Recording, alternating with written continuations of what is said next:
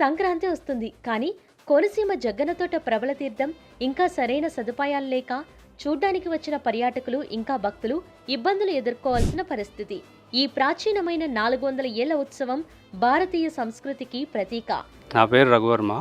మొత్తం మీద ప్రబల తీర్థం సక్సెస్ఫుల్గా కంప్లీట్ అయిందండి. అది అయినా మా ఎక్స్పెక్టేషన్స్కి అంత వాళ్ళ రెస్పాన్స్ అయితే గవర్నమెంట్ దగ్గర నుంచి ఉన్నట్టు కనిపించలేదు. వాళ్ళు మాత్రం వాళ్ళు బెస్ట్ చేసామని వాళ్ళు చెప్తున్నారు. మేము ఇంకా ఎక్స్పెక్ట్ చేస్తున్నాం. కారణం అంటే ఫుట్ఫాల్కి ఎక్స్పెండిచర్కి యంత్రాంగం సపోర్ట్ చేసిన దానికి ఎక్కడ మ్యాచ్ అవ్వట్లేదు. కాబట్టి సజెషన్ ఏంటంటే ఈ సంవత్సరం వచ్చిన జనాల్ని కానీ వెహికల్స్ కానీ స్టడీ చేసి నెక్స్ట్ ఇయర్ కి అట్లీస్ట్ వీళ్ళు స్కేల్ అప్ చేస్తే ఇది ఒక స్టేట్ ఫెస్టివల్ లాగా అప్గ్రేడ్ చేయడానికి అవకాశం ఉంది. రెండు, పాలగుమ్మి గురించి మాట్లాడాలంటే పాలగుమ్మి టెంపుల్ మీరు చూస్తే తెలుస్తుంది. ఇక్కడ యాక్సెస్ లేదండి. ఒక 8 ఫీట్ రోడ్డే ఉంది యాక్సెస్. అక్కడ పార్కింగ్ ఫెసిలిటీస్ ఏమీ లేవు. గవర్నమెంట్ కానీ ఒక ఆ ఏరియాని హైర్ తీసుకుని అట్లీస్ట్ వాళ్ళు 5 years 10 years హైర్ తీసుకుని అక్కడ పార్కింగ్ ప్లేస్ క్రియేట్ చేసి basic amenities, bathrooms, latrines, spiritual tourist కావాల్సిన కొద్దిగా బేసిక్ ఫెసిలిటీస్ క్రియేట్ చేస్తే అట్లీస్ట్ సమ్ ఇన్కమ్ వస్తుంది. ఇన్కమ్ వస్తే అట్లీస్ట్